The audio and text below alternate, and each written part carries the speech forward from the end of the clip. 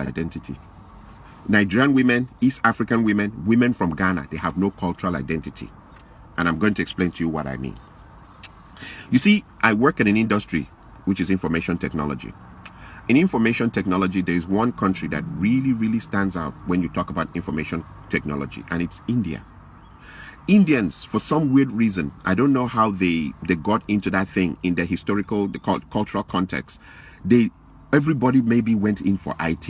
The whole country made a powerful reference to IT, just like China made a huge push into industrialization that deals with tools. The idea of having the tools to make a car or make a shoe, heavy industrialization that they can use to serve the world. India went into this heavy thing about information technology.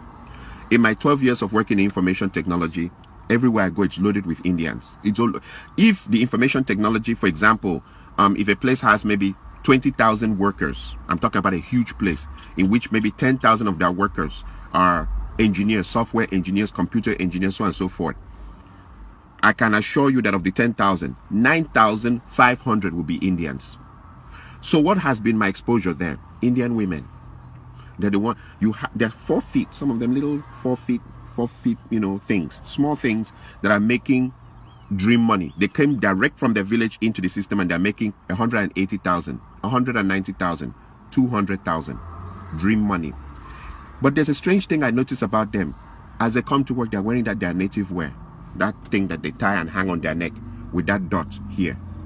Another strange thing I've noticed about them is you will never ever, for all my years, I stayed in the United States, I was born here. In all my years of staying here, you'll never hear the Indian women dragging their men to the American court system for divorce.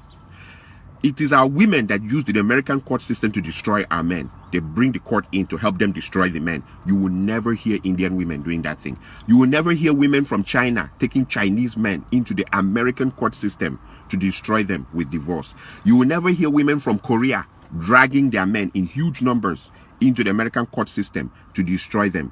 But when it comes to African women, East Africa, Nigeria, Ghana, when it comes to African women, they just drag their men into the court system. One of the things that I've noticed in this system or in this problem is poverty. Bring these Indian women, they're making 150,000, 180,000. They don't drag their men into court. Plus, sometimes, like in most places, all the places I've ever worked in information technology, they'll have one car. Not that I'm supporting that behavior, but there's something strange on why I see them. They have one car. They wait for their husbands. Even if their husbands are working 2 hours overtime over their time, they'll wait. Some of them pregnant, waiting for their husbands. When it's finished, they go into the same car with their husband and drive home. I watch Indian women and women from so many other places. They're not crazy about the Louis Vuitton, Gucci, all the designers wears. They are not even interested. Indian women, I meet them. They've been here 15 years, 20 years. They still keep their accent. They still speak as if they're living in India. But when I meet our women, and our women, all that they have to do is just get to a level of where they're making 50,000, 60,000, 70,000 or 80,000 a year. I'm talking about small money. Small money. Immediately the marriage is in danger. And they change. They start bleaching. And they start talking, sure, yeah, sure. Yeah, I went, oh my God, I went to New York. And I'm like, even I who was born here, I don't speak like that. I look at others like the Chinese. They can't speak English very well. And their women may be driving very expensive cars that belong to their husbands. And I look at the Indian women who don't speak English very well, and they're not interested in changing their accent or their undertone. And they wear their native dress, that thing, and everything to work. I look at Korean women. I look at other women. They have this sense of cultural identity. African women do not have a sense of cultural identity whatsoever. Little money, and the marriage is over. One thing I've discovered, a common trend, once the women make, they go, nurse, 80,000 is all they need to make. And suddenly your marriage is in danger. They want to call the shots. They want to be the ones that control everything. And if you don't like it like that, they'll bring in the American courts to destroy your life, destroy everything around you. They will insult you. And I'm like, 80,000 is all that it takes for someone to change. Or 70,000, because most of them, even the 80,000 is overtime. They've worked themselves Sunday, Saturday night, Sunday nights. They've worked themselves to death. That money that they make as overtime is what is now changing into something that they will destroy everything around them. the part that I see also is that a lot of, and I remember whenever I make my videos, I refer to bitch ass men. It has come to a point where we really can't define marriages in the African context anymore in the United States, because the man is changing diapers, he's washing the plates, he's sweeping the floor, he's cooking. Most men now have to cook to keep their marriages intact. He's picking the kids and dropping them. Like in what, like I've seen the experiences. I don't need to go far. I don't want to go to, you know, but the woman is shouting at them, where's the child's belt? Where's the child's socks? Where's the child's everything? And the women go around telling everybody, we are partners. There's nothing like head of the household. We are partners. Okay. So the men are doing everything in the women's role and also doing everything in their role, and they also keep their jobs. And that is supposed to be the perfect. If you don't do like that, they'll call American court on you. This partner thing, I've seen people try it, and it leads to disaster. Like he says, okay, so since I'm the one doing the laundry and washing the plates and cooking the food, can you help me change that bulb? No, that's a man's job. Okay, can you help me change the engine oil in the car? No, that's a man's job. Okay, can you help me paint the other? No, it's a man's job. The women are quick to tell you what's a man's job, but you must do your job and do their job now, and do their job and keep your job also in the society, and come back and still, even there's no respect, you are supposed to be submissive, or the marriage ends on your head. And when you look into it, she started making $80,000, and I compare that with the Indian women who make 150,000, 160,000, 180,000. And don't forget, this is India, where they kill. I mean, a woman just saying no to the husband, they start the honor killings. The men are not romantical, they're hardcore. They are very, very, they are very, very hardcore. The way they order their families about and their women about. They are not romantic. They are not taking their women to Dubai. They are not buying Louis Vuitton and expensive perfumes and undies for their women. They are not doing any of that. And when they come to work, they're smelling of turmeric and all those things that they put in their food. Their men don't spray. I mean, some of them, they come and I see the same jeans, the same shirt for years. But their women stick to them with the kind of money they're making. Even the Hispanic women, I look at them, their men are poor. I mean, they all cross from the desert now into this town. They cross from desert, enter this town. I've seen some real dirty, nasty Hispanic women with drop-dead, gorgeous Hispanic women. The women don't leave their men. The same story, we crossed from the desert, came here together, we're sticking together to the bloody end. But when it comes to African women, all they need is just make a little money, and they've turned the marriage upside down.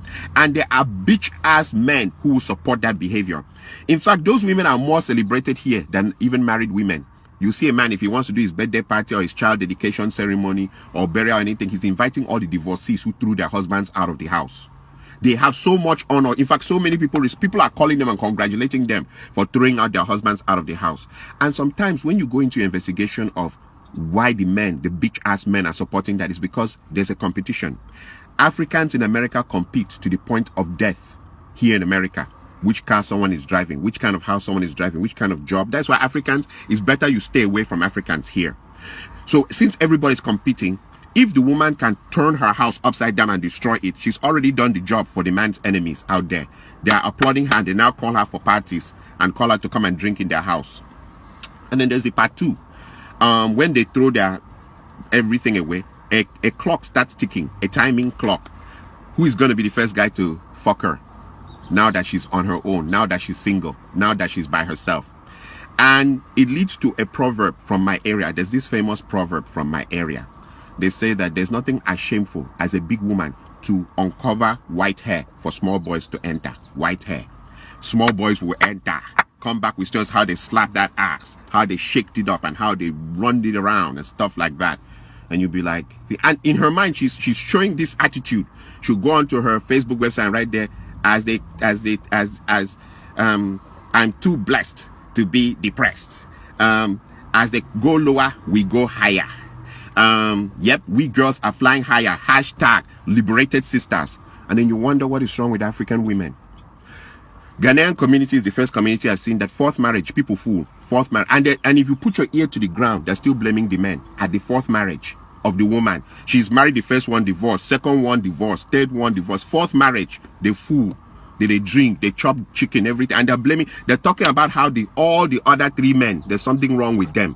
that they were animals, that they were this and that. And you wonder, is it always the men that is the problem? Same with the East African women. They will divorce, 3 divorces, 4. Somehow, the story will be twisted. It's always the man's fault. And she's marrying. She can marry up to 7 times. Nobody knows what's going on. I am saying this because too many men's lives have been destroyed because of people who think they are in America. This America thing. Okay, I normally ask this simple question. What if a man became very rich and he had a house in America and he had a house in Canada and he had a house in Germany and he had a house in Japan? He had houses all over the place. What happens there? Is it going to be that as you bring a Nigerian or a Ghanaian or an East African woman to your house in America, she acts American? Then when you cross her over to the house in Canada, she now acts like she's Canadian. And then when you cross her over to the house in Germany, she now acts like she's German. And then when you take her over to Japan, she now acts Japanese Hong Kong, Kung Fu, Japanese Kung Fu, Shinto-kan, you know? What is it like? Do African women have cultural identity? Do they have any cultural identity? Do they have any loyalty in them as human beings? Do they? Or they're just moved by every wind of doctrine, every wind of thinking. And the hypocrisy, like I said, is now a lot of marriages, the men are the ones doing the women's roles, their roles, and keeping their jobs. All that to keep a man. And you see the men still coming, they come out with a big agbada and turn it and throw it up and stand and say, hey, I want to thank my wonderful wife. I don't want a marriage for the sake of what it looks like in the public. I want to be happy about it inside in my life. The show of that out there in the public, it looks good, but meanwhile back home I'm swallowing Percocet, I'm swallowing high blood pressure medicine, I'm swallowing all kinds of things to stay alive because I want to show people that I kept my marriage going. It's crap, it's bullshit, and that's for bitch ass men. I would rather live longer for my children than to stay in something that is horrific and try to keep it going. One side is always throwing the fishing bowl in the sky, one person is always trying to catch it. When does the other person become mature and stop? Oh, because they're making $80,000. Like I said, come and see the Indian women. 150. The husband is making 180. 200. The husband is making 190. People are making dream money. Indian community, I've never seen anything like that before. In IT, they own it. Google, Facebook, everywhere, they own it. And they're making killing money. Those guys hold cash, dream money, and their wives are not going crazy. You see their wives by their husbands all the time. The other final part I'll leave you with is I thank God for Trump. I thank God for Trump because Trump has defined what America truly is about. When you come to a situation where a man, he's speaking on behalf of millions of people, talking about how he sees things, how he understands things from these millions of people who voted him in, you will understand that for you to come to this country and destroy your life, you're the most stupid person on earth. Trump make it clear that if you're a minority, we don't count you among people. And these are the owners of the land talking about that. If you're a minority, we don't count you. And you see other minorities, like I said, the Indians, the Koreans, the Chinese, other minorities, it's like they intrinsically know this is not their land. So when they come here, they hold themselves. It's not something you need to break your family apart over. It's not something you need to go crazy about it. And you're 40 years old and you're now wearing mini and going back to the club. Nobody goes crazy except African women, Ghanaian, Nigerian, East African. They go crazy. They go crazy. And I'm glad Trump has told them it doesn't matter how you do. Sure. Oh yeah, that we still don't count you as part of us. We don't. We know where you're from. And that it doesn't matter how much money you make here, is because we let you stay here. And I'm glad that he has pointed it out and cleared it out and activated it so that when you now take your husband or take your wife into that system that doesn't regard you as something and destroy everything, I glorify God, because some people have wisdom and some people do not. And I also thank God for that the bitch ass men who are rejoicing on how other men's demise, like they're rejoicing that other men were destroyed that way, you know, so that, you know, so because it has lowered the competition. Now I have won, I'm going up, he's coming down, that God will punish them. God will never, since you can't rejoice in people doing well, but you're waiting for people to go down so that it can, if is that what you needed to be victorious, then you're fake. You're as fake as it gets. You needed his wife to turn on him so that you can win. That is why you're all everywhere. Divorced women are being celebrated as the best women in earth here in America. Everybody, call them for parties, call them everywhere, give them money, do everything, and sleep around with them, because that's the thing. You're all sleeping around with them. Nonsense. Oh, and by the way, I want to also finally use this to kill one argument. The argument, I hear a lot of men now saying, they're cursing their fathers. That our fathers who didn't sweep the floor, wash the plates, cook food, change the diapers, totally emasculated. I mean, men are totally emasculated. They're doing everything, doing the laundry. That our fathers who didn't do that were useless. We're better than them because we're doing our role, the women's role. We're Superman. We're doing the women's role, our role, keeping our jobs, taking care of the children. The children are now coming to ask us for the socks and their belts and where their sandals are, and they don't know where and they're coming to ask us to iron their clothes, and we iron our own clothes on top of that. We're doing everything. The woman's job now is just to comb her hair and look at herself in the mirror, and when she's tired and she has choosing and sitting down spending an hour trying to find the right dress, and then she gets into the car and drives to work. You're doing everything. And that in that world we're saying that our fathers were stupid, that we are better than them. No, we're not. Maybe we are the ones that will have a shorter lifespan in the end of this story. So you know what, I'll leave it at that. Like I said, I normally say very controversial things, and I speak for just a group of men, not all men though, because there's too many bitch ass men now, men who are not real. I know how the reaction will be here. You guys can come in and insult me and talk whatever you want to talk, but I've put my point down.